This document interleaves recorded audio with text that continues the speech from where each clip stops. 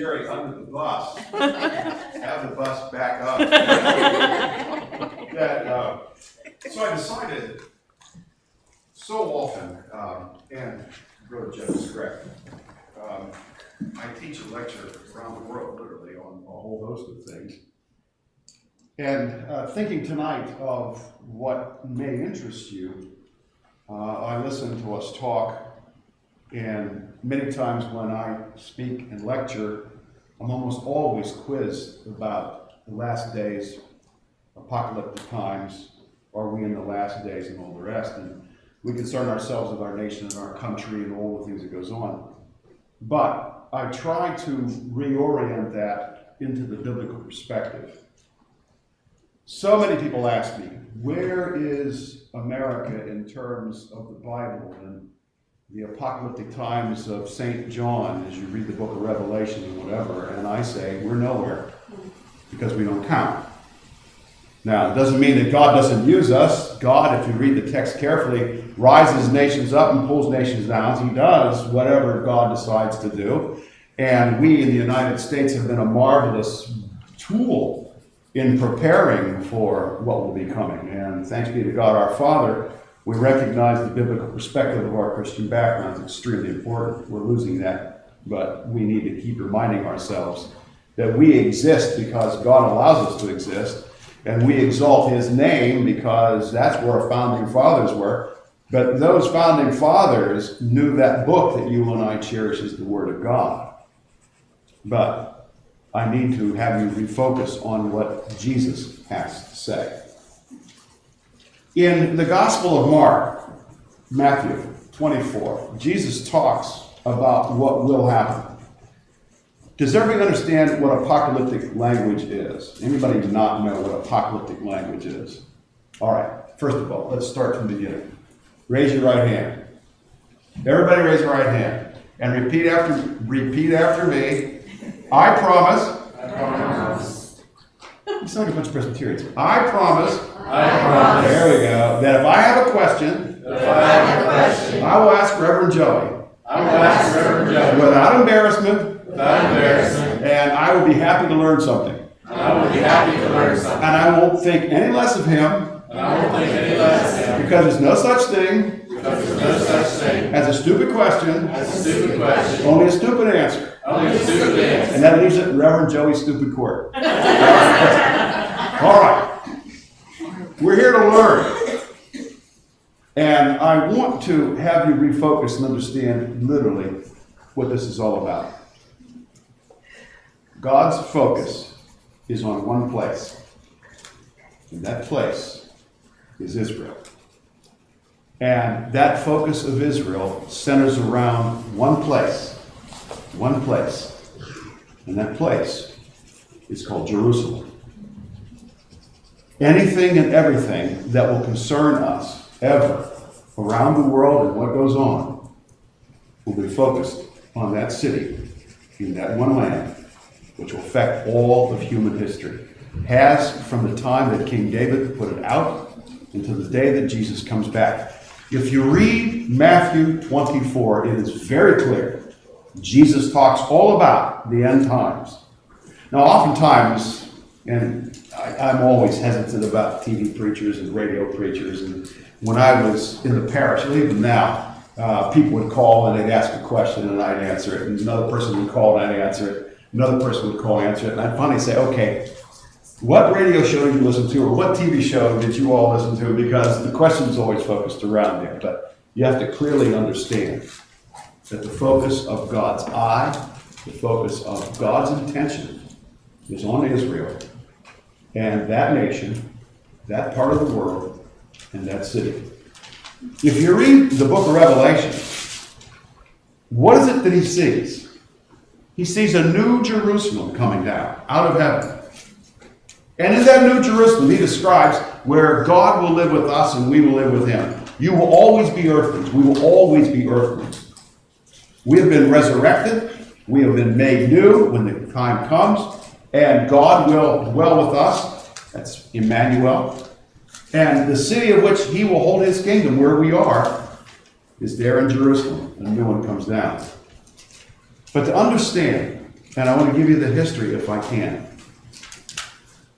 When King David made Jerusalem the capital, that set the stage for God's throne here on earth. There has been no piece of real estate anywhere else in existence on this globe that has been fought over, held by more powers, changed hands more times, have had more conflict, even to this very hour, than the city of Jerusalem. And it's not going to end until Jesus comes back. And that is the focus I want to tell you about and how it works. And I want to put it in a perspective of history of where you and I are today and what this means. Jerusalem is the geographic center of our globe.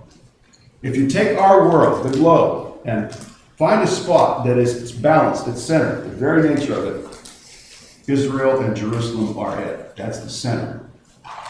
And that's why so many things happen around that place. We think about President Trump in Washington, and we look at Prime Minister Theresa May in London, and we see Prime Minister Netanyahu in Israel. We watch all the politics that go on. And what happens in those capitals, we discuss. But let something happen in Jerusalem. Let something happen in Jerusalem or Gaza or anywhere around there, and the whole world focuses on that. And there's a reason for it.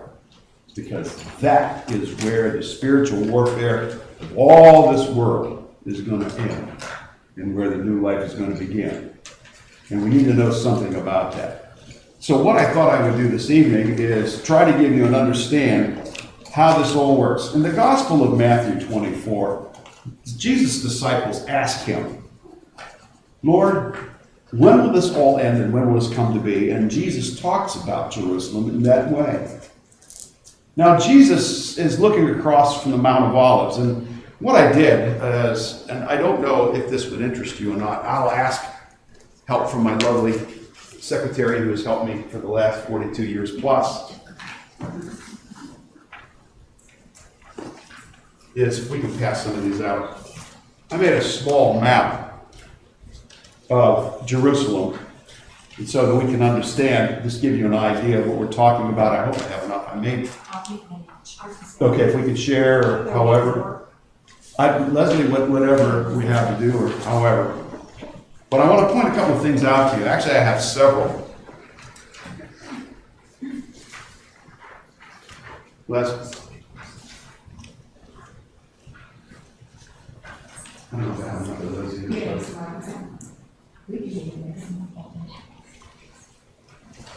For those of you who are sharing, until we get some more coffees, and I apologize, I didn't know what to expect this evening. I expected to be somewhere else, but never mind. Really, I have been so amused by this whole thing. This has been fun for me. I've really enjoyed myself. If you've got a map, or you can look at a map of what I just handed you or can share with you, Jesus is talking about this to his disciples. And you see over there on your far right, you see the Mount of Olives. That's where Jesus talks. Mount of Olives is right across the Kidron Valley to the center of what would be Jerusalem. They're two high places. And Jesus is looking across, and he can tell his disciples what's going to go on and how this is all going to end.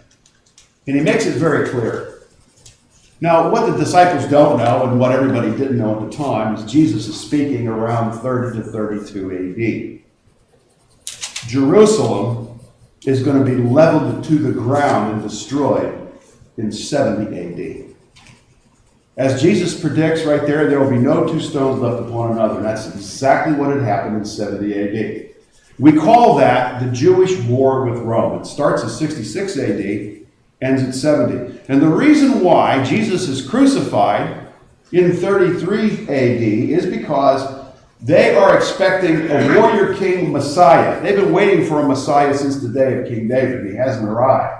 And when Jesus rides the triumphal entry into Jerusalem, they're thinking, there it is. They've got the Romans upset. They've got everybody else upset. And Jesus tells them, this is not what I'm here for. And part of that misunderstanding is, are you the king of the Jews? He asked that. He responds to Pilate, "You say that I am," and everybody's thinking along those lines, but this is not what he's here for. And when Jesus is crucified, then their expectations of who the Messiah is going to be has just been out the window. But here's the catch. 3 days later, Jesus comes out of that grave. And I'm here to tell you, that's all the definition of God I need. When he says it, it happens. Only God speaks, and it's so. Only him. So when Jesus is talking about Jerusalem, what's going to happen to it, 40 years later is literally what happens to it. They never dreamed this would take place, and Jerusalem was destroyed. The Romans take almost all the population and spread them out into what we call the diaspora. They put Jews everywhere. Spread them out. Went into slavery, murdered 100,000 of them right there in the battle. And the Romans didn't want any part of this business. Well, in AD 135, there is what we call the Second Jewish Revolt. And it's actually worse than the first. And by this time, the Romans had enough of all of Judaism, had enough of the Jews. They put down that war, really, really put it down, and they made every Jew leave that land. And Jerusalem was renamed Anna Capitolia, and Israel was renamed Palestine. And those names remained, especially Palestine, until 1946. Now, understand, all the Jews are gone, but Jerusalem remains, and it's been rebuilt so many times. Jesus is describing what's happened as he looks over this. But in the history of what takes place after 135 AD, the Romans are there for the longest period of time, and then we move into the history of what takes place. Christianity in AD 525 becomes the religious empire understanding of what takes place. East and West. There's an emperor named Constantine in 323 AD. He's a Roman. And he becomes a Christian. And then proclaims that all of the Roman Empire will be Christian. Well, that's absolutely amazing, considering 300 years before that, we're killing every Christian we could find. But the focus still is what takes place there in Jerusalem. And what happens is that eventually Eastern Christianity, Western Christianity separate. And Eastern Christianity, called the Byzantine Empire, takes control of Jerusalem.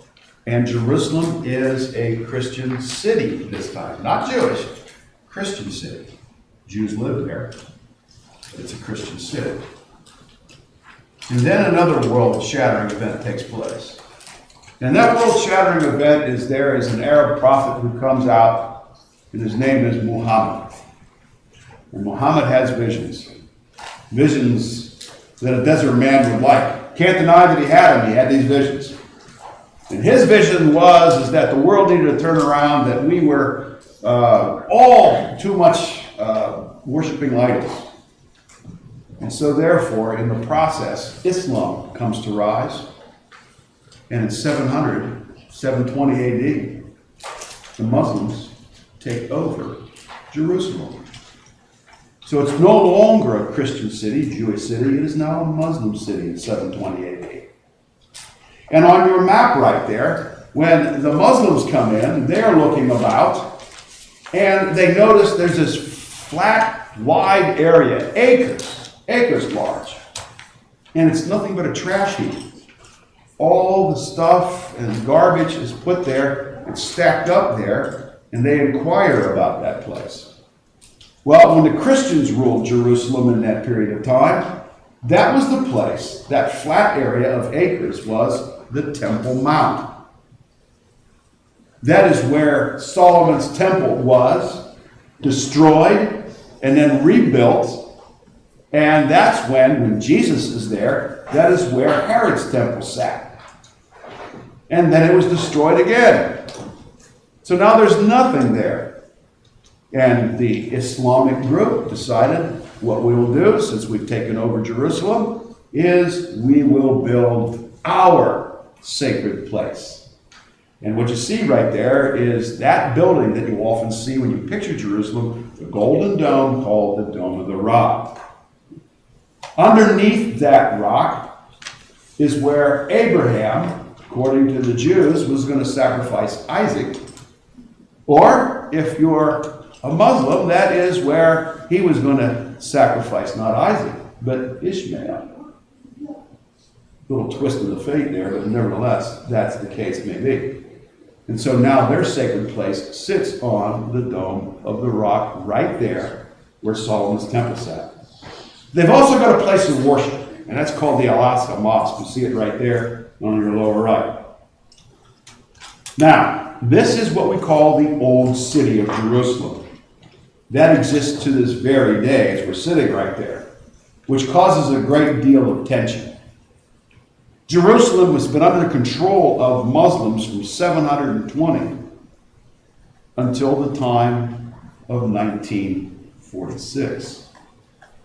And that is when the Jews begin coming back, brought back by God, I believe, to the Holy Land, to Israel, to a place called Palestine.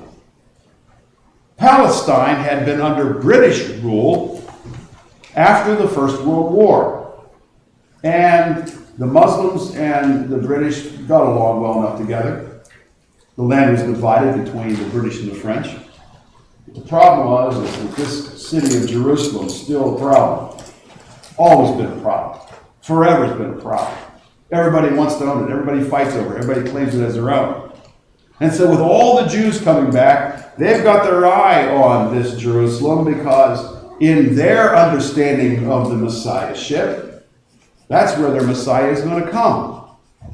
And sure enough, as Christians, we look at that and say, yeah, you're right. It's exactly where he's going to come. Well, that presents a serious problem with all of the religions. Because now you have the Muslims, the Christians, and the Jews vying for this one holy place that only God owns. But that's the problem. You've got Christians who in their book of Revelation said that's where our Messiah is coming. You've got Jesus himself saying he's coming back as the Messiah, not only for the world, but for the Jewish people and everybody else. And you've got the Muslims saying, well, Jesus is a prophet, but he's not the Son of God, and he's not getting in. So now the stage of conflict is set. Susan, did we pass out the second one? Does everybody have? Okay, great. I'd like you to take a look at this map if you've got it. And if you don't, we'll get them out to you. Please take a look at this. Is this interesting to you? Yes, very much. This is the map of the old city, which is right now the present city with some changes. Please look now. You looked at the map I gave you that was large, and this one's moved out even further. I want you to know how it's labeled. You see the Muslim quarter up to the right, the Christian quarter, you see the Armenian quarter, and the Jewish quarter. Jerusalem's been that way since 1200 AD. It's always been that way. Those religions had the access. And for those of you who are wondering what an Armenian is a Christian that they came and expatriated during the time of the Crusades, and they came there, and they had part of the city, and they are Christians themselves.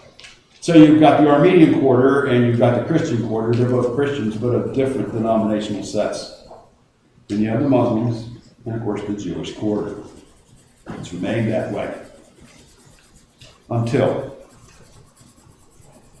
Israel becomes a nation under the direction of the United Nations, and it is President Harry Truman who proclaims himself as the new Cyrus the Persian.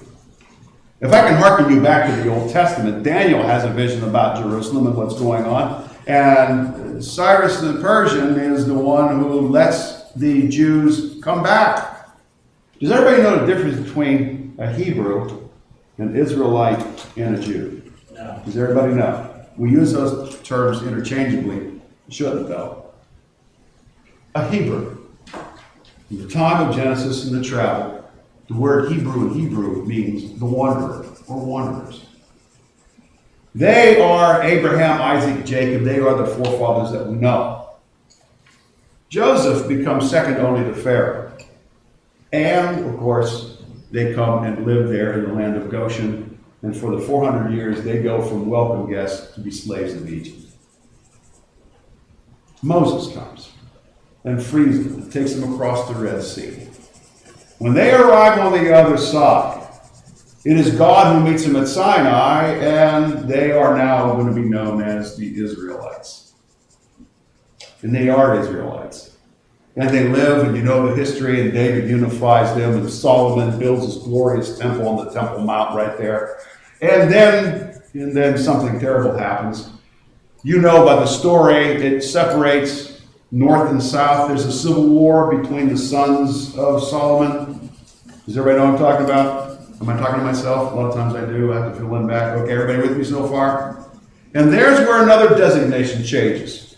We change from all of Israel to Israel is the 10 tribes to the north, and Judah becomes the tribe to the south, Benjamin, 10 and 2. That civil war takes place, and they're at odds. And if you read the prophets carefully, God loves them both, speaks to them both. But the northern kingdom sometimes has the advantage. The southern kingdom sometimes has the advantage. But the southern kingdom is called Judah. Well, in 722 BC, the northern group called Israel has angered God so much that they are swept away by the Assyrians. And they no longer exist. And Israel is now literally by name taken off the map, which leaves Judah to the south as a nation. Well, the prophets always are telling Judah and Jerusalem that, see what happened to the northern kingdom, it's going to happen to you if you don't clean up your life, become less idolatrous, all the rest. But as you know, they don't. In 586 BC, Jerusalem is destroyed, literally for the first time. Temple of Solomon destroyed. And they go into exile in Babylon. When they come back, they are now called Judahites. Or, we shorten it to the term Jews. And they've remained that name to this very day. So, when we're talking about Jews, and Jesus being a Jew, and St. Paul being a Jew, that's the connection to what would have been the southern kingdom and their return. When they come back. And by the time when Jesus comes to earth, you call it Judea, Latin term for the Jewish state, Judea, and they are Jews because they were Judahites. And so we refer to them this day that way. Well, now we've gone through this whole history, and we arrive at Jerusalem one more time, and the Jewish people are coming back after having 6 million of them murdered. And if you ever doubt about history, I want you to understand something. The nation of Israel should not exist. Should not exist. By any possible means or way, it should not exist. And yet it does. Why? Because God said it was going to exist. And He has made it so. And the devil and the world powers have done absolutely everything to wipe everyone off the map. And it will not happen because that is not God's will. God is watching over these people. And someone said, now, how come God plays favorites? Does God play favorites? Why does God have a chosen people? What does this chosen people mean? Literally, it means God has chosen these people to bring the good news of God's salvation to this fallen world. They're chosen to do that job. Does God love them any more than anybody else? Doesn't God love everybody? Yes, He does. But that's their task. That's why Jesus came. People, Jesus was a Jew. Let's not forget that. He practices Judaism the way the Pharisees would, except they're upset that He doesn't keep the law the way they wrote it. Jesus reminds them, they got the law from Moses. Don't add, don't subtract, which is what your problem is. Keep to what you had and we're fine. But then He says another thing. When all of this disappears in 70 AD, And someday when I come back to the New Jerusalem, this is where the seat of God's temple will be again. In Jerusalem, we've destroyed the temple several times. The answer is yes. Now I'd like you to take a look at this particular map. That would be this one. I showed you the previous map where the Dome of the Rock exists. And that is where Solomon's temple and Herod's temple sits, right on that big square area. It's a massive place. They have stones that hold up the wall there that weighs absolute tons. Nobody to this day knows how they moved them there, but they are there. And I want you to notice a little spot down on the bottom called the Western Wall. You see it right there? Every time you see Jerusalem in the Jewish high holiday, you see all these Jews facing the Western Wall, yes? And you see them there praying, and they go there, and President Trump went, and it is the custom to slip little prayer slips in there. This is where you put your prayers. That's all that the Jews are allowed to have right there in Jerusalem. And so they go there and they pray there. That's their sacred place. And they are facing that wall because as they face that wall, above them is the Muslim Dome of the Rock and Al-Aqsa Mosque. And they're looking because someday that's going to be where their new temple is going to be. That very temple that they built, Jesus is going to come back. They don't know it's Jesus. We Christians will say, I told you. But that's what's going to happen. And it happens right there. The problem is, the Muslim world is never, ever, ever, ever, never going to give up that area. And brothers and sisters, you're looking at the time when all this takes place. You're looking at World War III. And that is going to be the apocalyptic understanding oftentimes of what you see. But let me describe something else to you. You see the Muslim quarter, the Christian quarter, the Armenian quarter, and the Jewish quarter. You see that there. That's how it's always been for the longest time, as I described. I'd like to remind you of something. Jerusalem has been the center of conflict, but so has Israel. When President Truman signed the edict that allowed the Jews to return home and be a part of the Palestine people there, of course, that began a series of wars. In 1948, when they were declared a country, the 5 Arabic nations around them attacked them, and they were going to destroy them, but they failed. And so in 1948, Israel established itself as a nation and battled for it and won. That did not sit very well at all with the Arab nations around them. And so they tried again. In 1954 was the second war to eliminate Israel.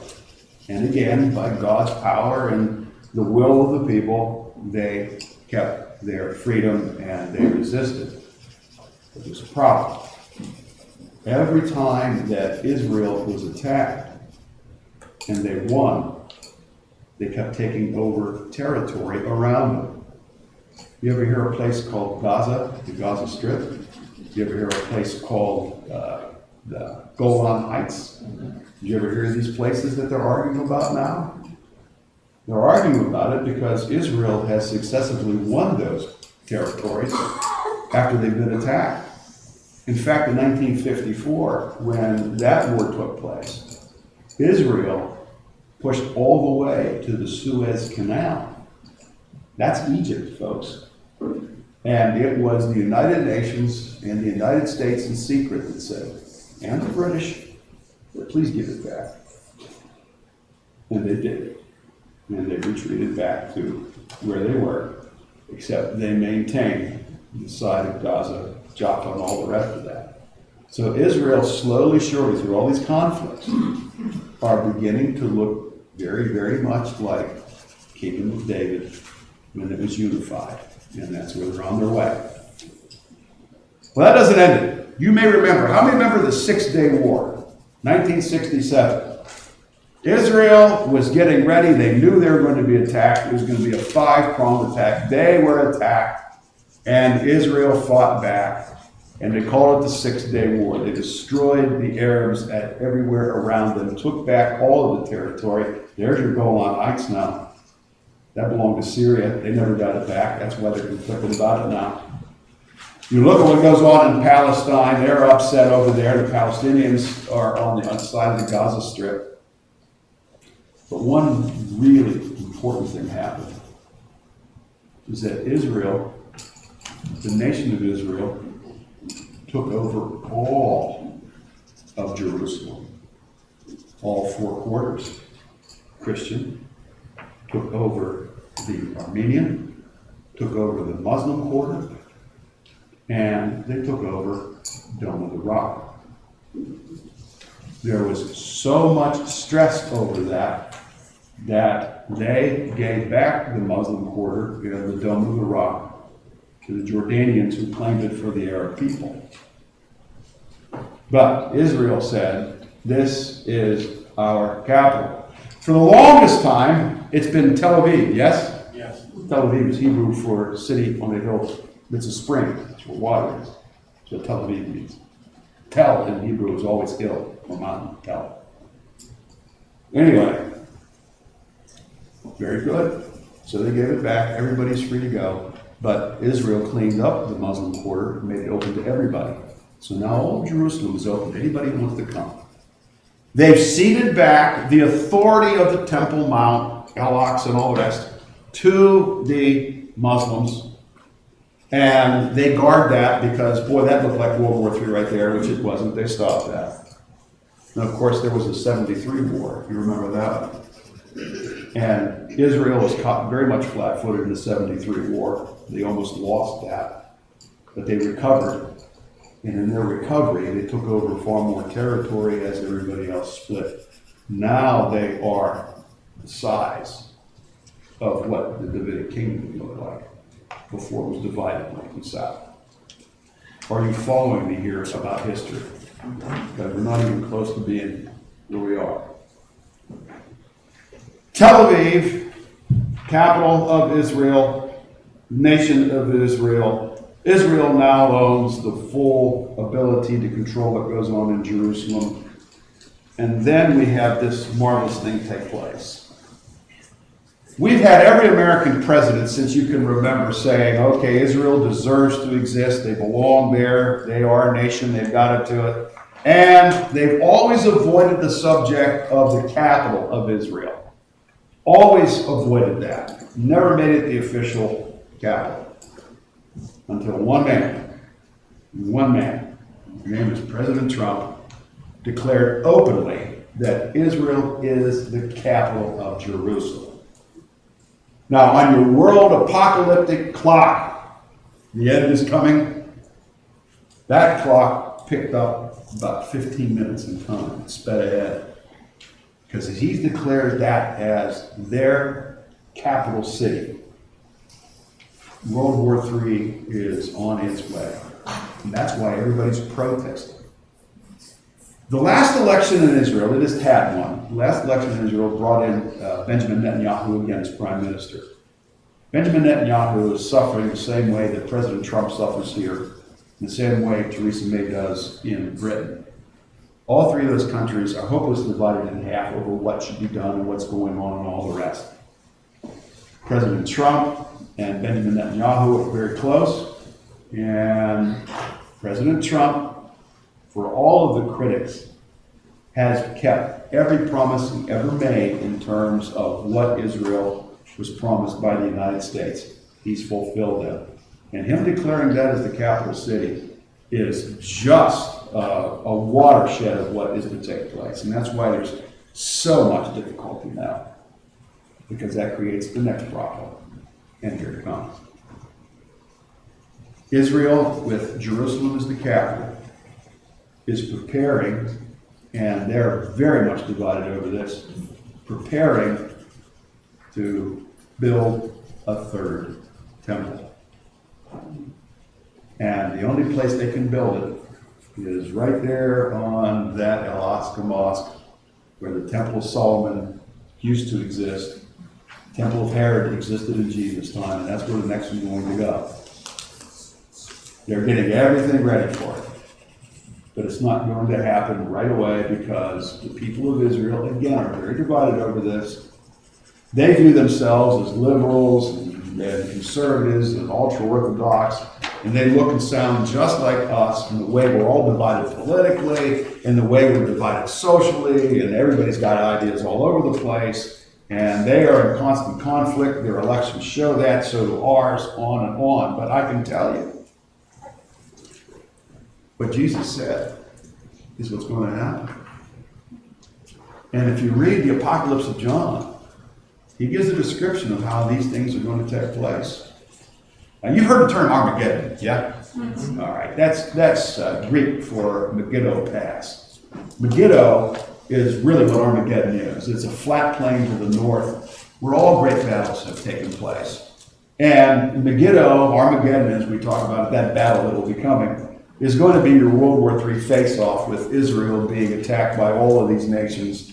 And some people say, what about Russia? What about America and all the rest? Don't know for sure, but what is clear is the stage is set for that particular city. Now that it's got its named capital, the next stage is set, and you should know that. Now, what does that mean to us as Christians? It means this.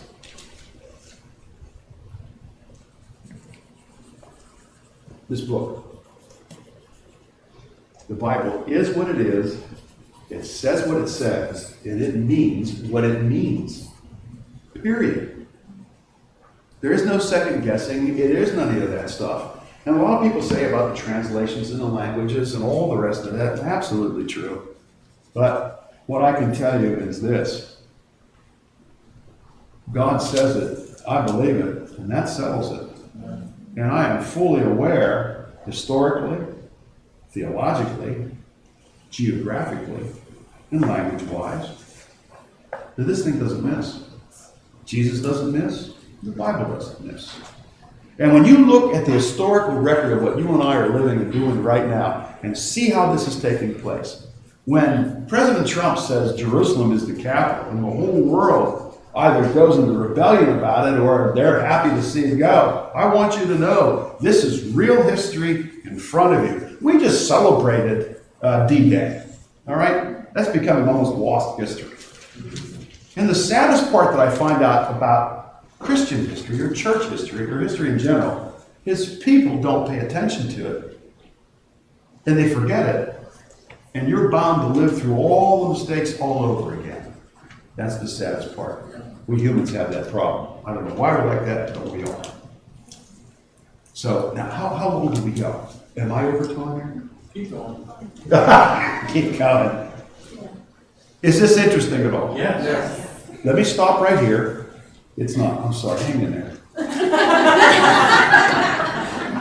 You're overruled. You can join the napping group in the front here. Let me stop right here and ask, does anybody have any questions? Does anybody have anything they'd like to ask? I have one question. Yes. At the very, very beginning, you said that we will always be earthlings. Yes.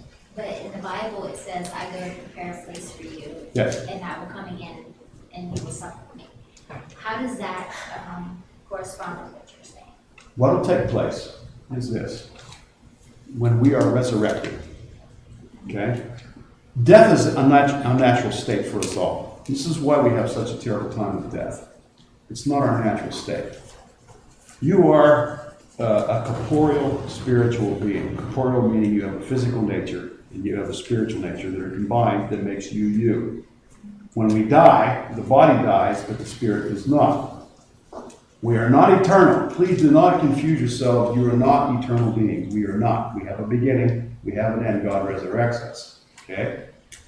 But what takes place is when we are resurrected in the last day, stand to the judgment, and God creates a new heaven and a new earth. Our establishment as resurrected people, the very same way that Jesus was resurrected in that marvelous body that he has, is how we will be. And God establishes for us as humans this place where he will join us on earth in this new Jerusalem. And so we'll have access to that. And so whether we have access to heaven, which we may, But if you read John carefully in the Apocalypse, he talks about God will dwell with us here on earth. So you and I will go and we will live here, whatever the perfect world will be. We can see Jesus will be with us. God will dwell with us. We'll have access to what will be the marvelous world to be. And that's how that works. But until that time, which is what I said today at the funeral service, Jesus says, I go and prepare a place for you. And when I come again, I'll take you to myself. Well, that is what's going to happen when we die, unless he comes back before that time. And then we'll be translated, transformed into what we will be in the final days. And then the new takes place. And I can't wait. I can't imagine what that's going to look like. I look at the beauty of the earth here, and this is a fallen world. Can you imagine what this place looked like? When Adam and Eve had it? Can you imagine? Talk about the perfect woman. I wonder what that looks like. We're the perfect God. What does that look like? One other question, because Yeah. in the Bible it talks about the New Jerusalem coming down to earth. So you're saying that when the New Jerusalem comes down, we will be coming down with it? We will exist here with it, yes.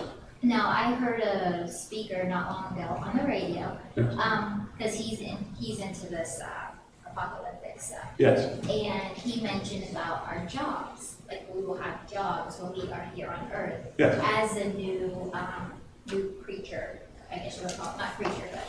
A new creation. But, yeah, new Sure. creation. New And creation. he talked about how we were gonna have our specific jobs here as earthlings after we are resurrected and come back. Yes.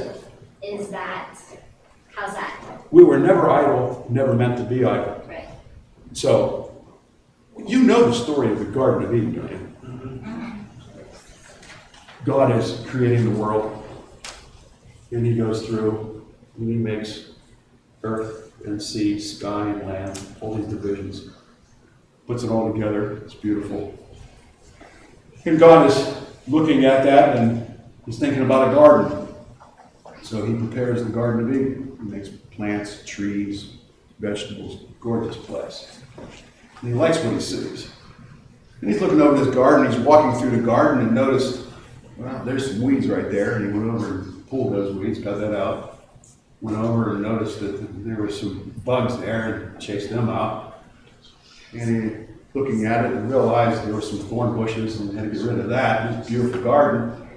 And God one day is looking at this and saying, you know, I hate this gardening. And that's how Adam and Eve came in, and they take care of the place. Now, that's not biblical, okay? But the point was is that they're placed in the garden. If you read Genesis, they are to take care of the garden. So we're not meant to be idle. And I don't know all the cartoons we've ever seen where people are playing harps on clouds and all the rest of that. No. And I got another one for you, but I don't want to ruin whatever you think. But angels do not have wings. Seraphims do, cherubims do, but the standard angels, they appear to look somewhat like us as humans. That's how they masquerade themselves, although they're not corporeal. That's why St. Paul says, be kind to those people that you meet who are strangers because you entertain angels unaware. So, just keep that in mind. You never know who you're talking to. You just never know. Yes, ma'am? It's like Adam and Eve are in heaven. The redemptive aspect, this is why Jesus comes. If you read Genesis 3, he clearly states that redemption is there. And they were cast out of the garden, and they mourned their loss, and they had a lot more trouble coming, as you and I are well aware, with Cain and Abel and all the rest of that. My thought on Adam and Eve is their relationship with God and how that was. He didn't kill them when he could have. We often think of God in such a way, but we think him impossibly cruel, which he has done everything he can to redeem us, including his son. So they are offered that opportunity.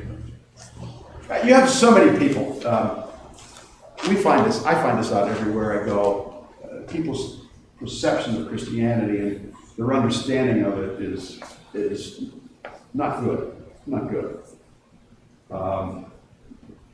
I don't know why we've got these presuppositions about how and why and what, but hopefully as we learn more and gain more knowledge, our broader perspective of what the scriptures really say and who God really is and what Jesus really means to us. One of the biggest problems in Islam right now is they're having so many Christian conversions. Jesus is appearing to Muslim people all over the globe. Jesus is active and well. Jesus is God in flesh, yes. Second person of the Trinity, resurrected. He is God. That's what Jesus killed. I and my Father are one. If you've seen me, you've seen the Father. Oh boy, that's enough to make any Orthodox Jew tear their clothes and want him. He just proclaimed himself as divine. Jesus talks about heaven the way you and I talk about our houses. If I go to your house and I say, where's your kitchen? You can take me right to it. Or if I say, what's in your bedroom? And you can say, well, the dresser's on this wall. We've got the painting over there. The cat sleeps over there in the sunlight. And you can tell me all this. That's how Jesus talks about heaven. Jesus talks about heaven the way you and I talk about our house. He lived there. He came here. He tells us about it. And he goes back and says, I'll take you with me. I'll show you. And again, oftentimes I hear people talk about heaven and Jesus, and I've got this place for you, a mansion. And I've heard people describe that you'll have a mansion, and I've heard other people describe that we'll have like a tent, and some people describe we'll have a sleeping bag in the hallway. Okay.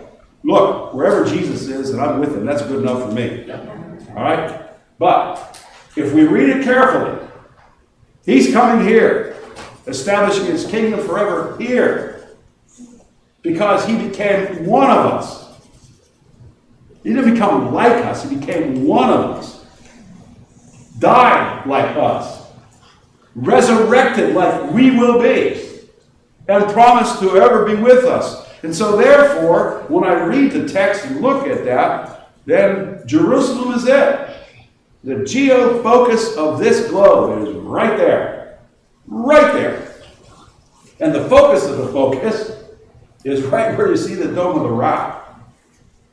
That's where it all began. If I can recall to your mind, David went and bought that place, Jebusites. Yes?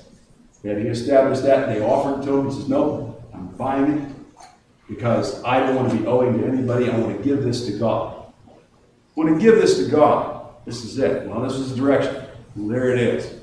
And there it remains.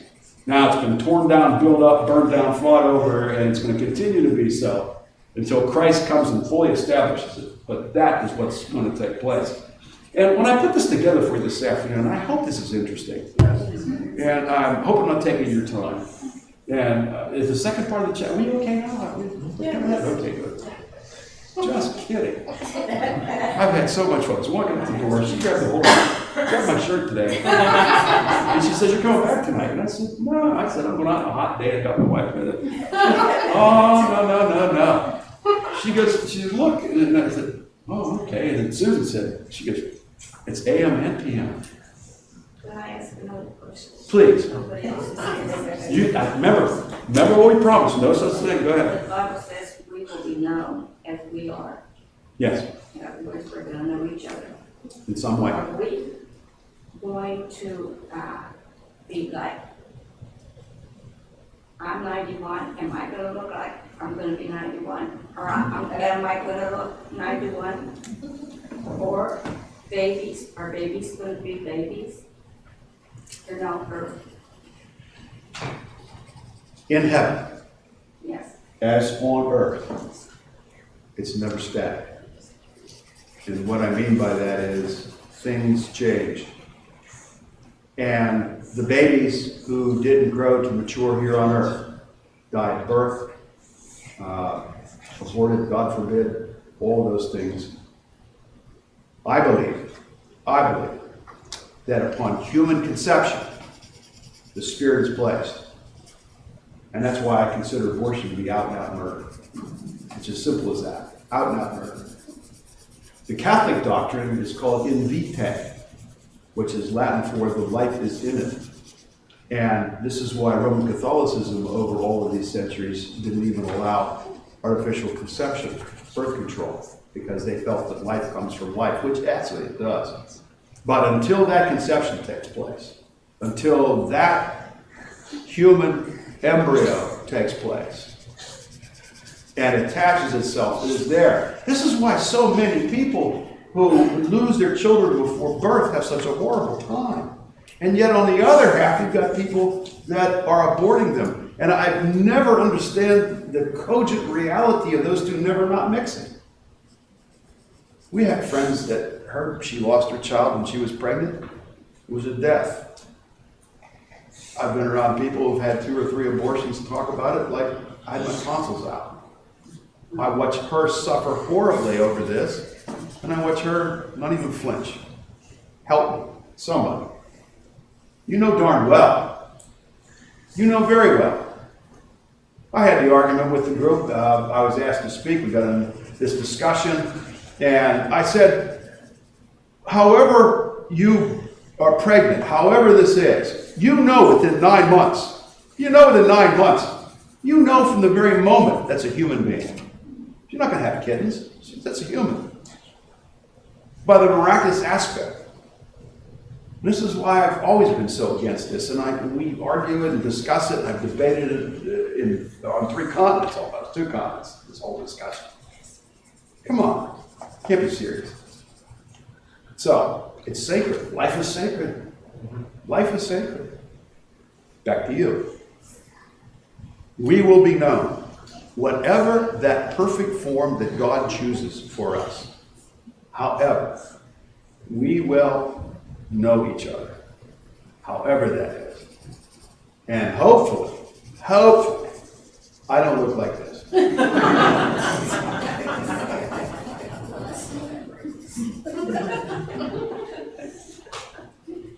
Any other questions?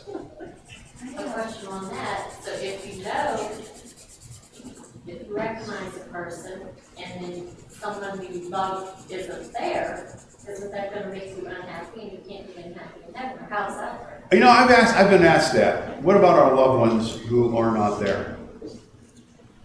I'm not really sure how that will be, but this much I can tell you. If they're not there, they chose not to be. And I can't do a thing about that.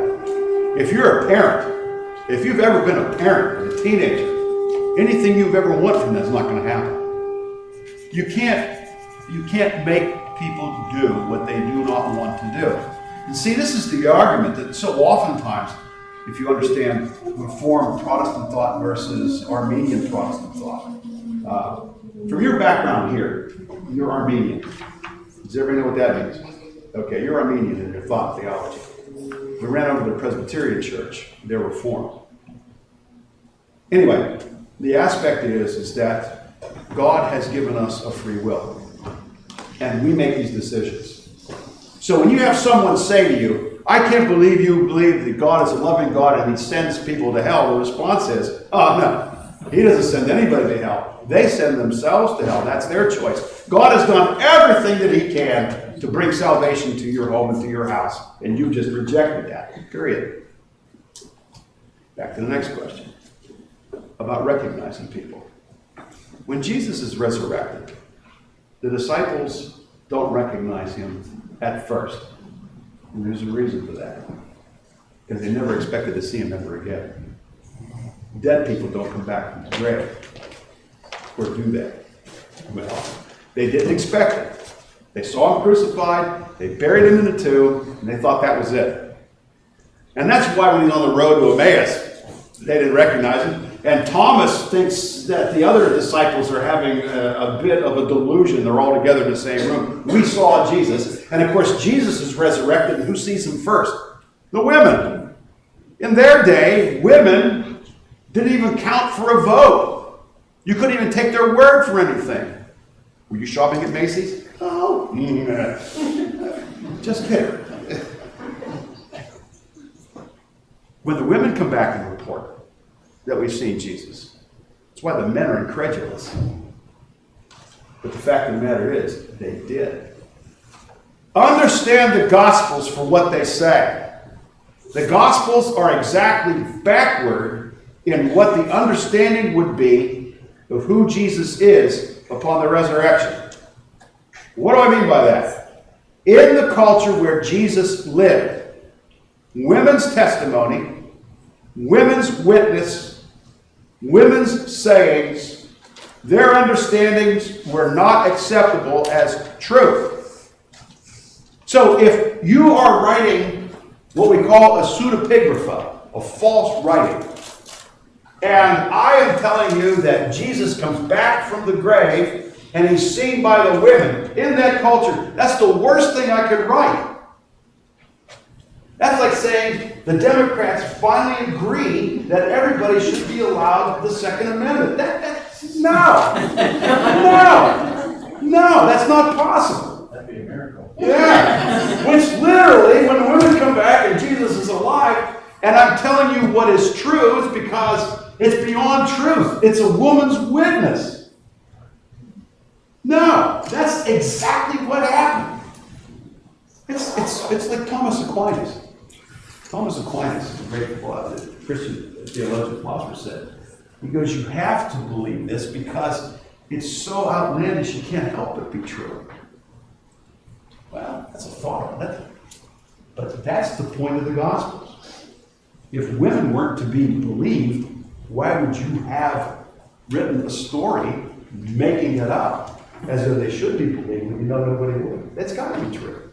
And it was. It was. Mary runs back and says, Jesus is alive. Ah. And she goes, I told you. And then when he shows up, like my wife, see, I told you so. So there you have it. Listen, guys. Take this for what it's worth. From a married man. Look. When she tells you something, we ought to listen. She told me that's going to leak. I said, no, we had water everywhere. I've learned that they're right. More than I hate to admit, but that's the fact of the matter. So when the women come back from the tomb, and he's not there, and Jesus is alive, the greatest news of all time arrived by the most unlikely thing of the first century writing and style, is the women saw him first. And you gotta love that. Sorry. I'm over time. I'm going to get out of here. Going back to Jerusalem being the capital, and I can remember when we started Bethlehem Village, I believe it must have been right before then was when Donald Trump had set everything in motion that it would be the capital.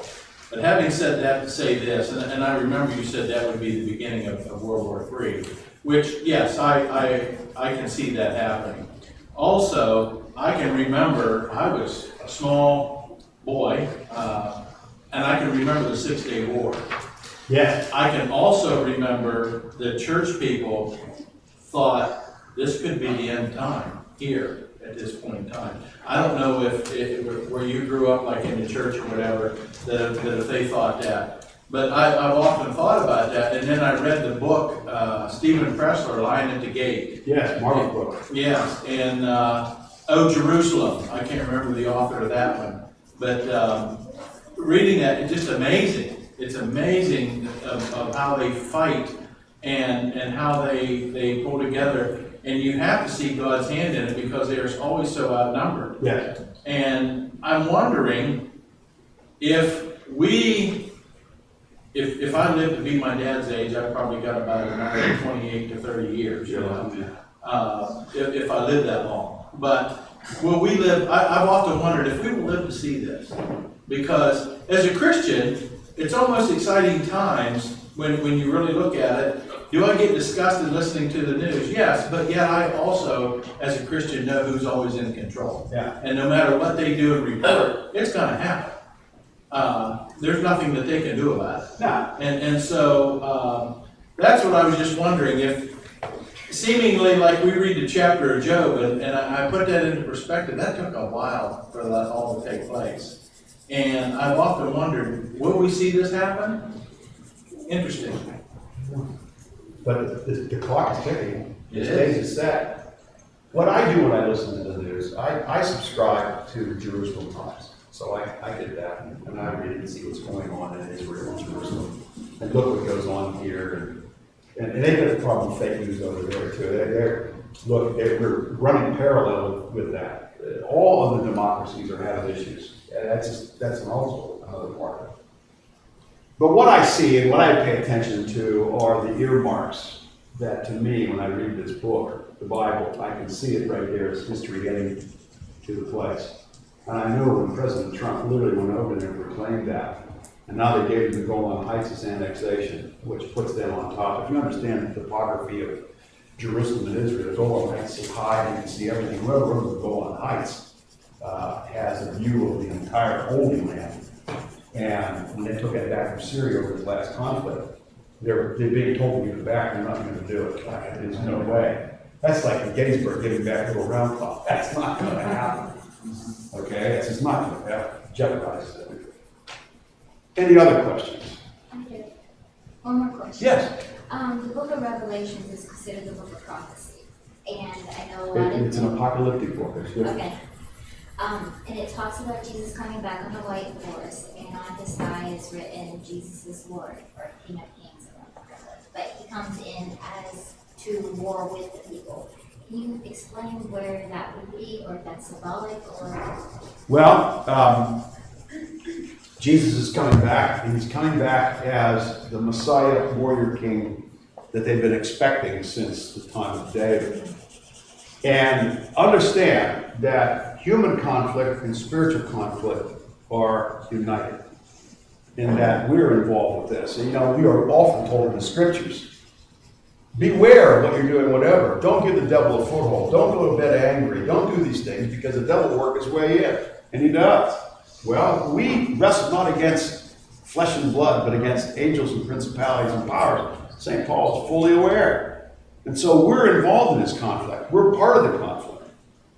And you have to decide whose side you're going to be on. So when this conflict takes place and Jesus arrives, he's coming as a warrior king. This is the problem that we have with Holy Week, because the way Jesus is coming back in Revelation is what they wanted then. He didn't do it. Now, we are going to see him as he really is. You ever read the description of what Jesus looks like in the book of Revelation? Mm-hmm. His hair is white, his eyes are on fire, he's white, he's got a sword, okay? Fearsome, awesome. And I'm with him. And then that's it. I often tell people who are skeptical, look, I read this book. I read the final chapter. I know who wins. And that's a solid reveal. It's good enough for me. Any other questions?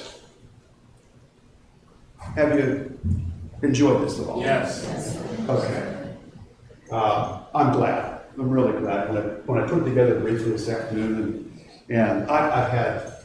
Are you ever going to have me back? Yes. Are you sure? I doubt that. I see the look on your face. I can see this as the end. I think we ought to have you for a series of meetings on stuff like that. Is that broadcasting? I want to say goodbye to all my fans. This is so over. I know. I apologize. You'll need a new rabbi. We'll work on that as well. Susan and I were talking about this today. Thank you for allowing us to come into your midst. I realize that we're all quite different in so many ways, and you're very patient with me, and I'm not your average clergyman or whatever. I realize that. The folks I served here for 34 years, they were gracious. They realized that too. As much as they tried to get rid of me, they failed. And whatever. But thank you for allowing me to be me with a sense of humor, which gets everybody else into trouble, and I do apologize. So thank you for putting up with me. Is there any other questions? Yes, Susan. And the other thing is, you ought to tell him how that's sealed, that they must not seal the rock so that they can come back in. Oh, please look at your map. That'd be this one.